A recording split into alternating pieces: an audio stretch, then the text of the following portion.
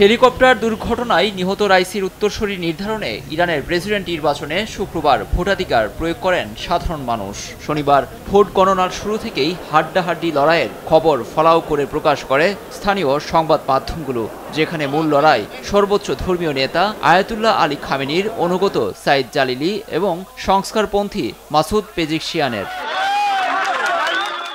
ইরানের রাষ্ট্রীয় সংবাদ মাধ্যম ও আল জাজিরায় দেখা গেছে দেশজুড়ে 482টি শহরে 58,000-এর বেশি পোলিং স্টেশনে চলে ভোট গণনা, যেখানে নিকটতম প্রতিদ্বন্দ্বী সাইদ জালিলির চেয়ে এগিয়ে সাবেক স্বাস্থ্যমন্ত্রী মাসুদ পেজিকশিয়ান।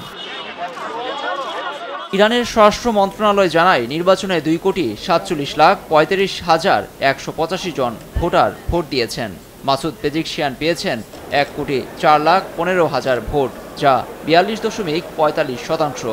তার নিকটতম প্রতিদ্বন্দ্বী সাবেক প্রধান পারমাণবিক আলোচক ও শীর্ষ নিরাপত্তা সংস্থার প্রধান সাইদ জালিলি পেয়েছেন 94,73,000-এর বেশি ভোট, যা 38.61%। কেউই 50%-এর ম্যাজিক ফিগার স্পর্শ করতে পারেননি।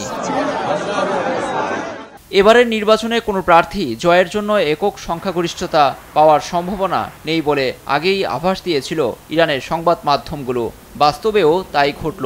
ফলে আগামী 5 জুলাই মাসুদ পেজিকশিয়ান ও জালিলির মধ্যে ফের নির্বাচন অনুষ্ঠিত হবে। নির্বাচনের আগে প্রচারণাও চালাতে পারবেন তারা। নির্বাচনী কর্মকর্তারা জানান, এবার নির্বাচনে ভোট পড়েছে মাত্র 40%। ধর্মীয় নেতারা যেমন ভোটার উপস্থিতি আশা করেছিলেন তার চেয়েও অনেক কম। কারণ হিসেবে দেখা গেছে মতামতকে গুরুত্ব না দেয়া, পশ্চিমা নিষেধাজ্ঞা, অর্থনৈতিক সংকট সহ নানা কারণে সরকারের উপর ক্ষুব্ধ সাধারণ মানুষ।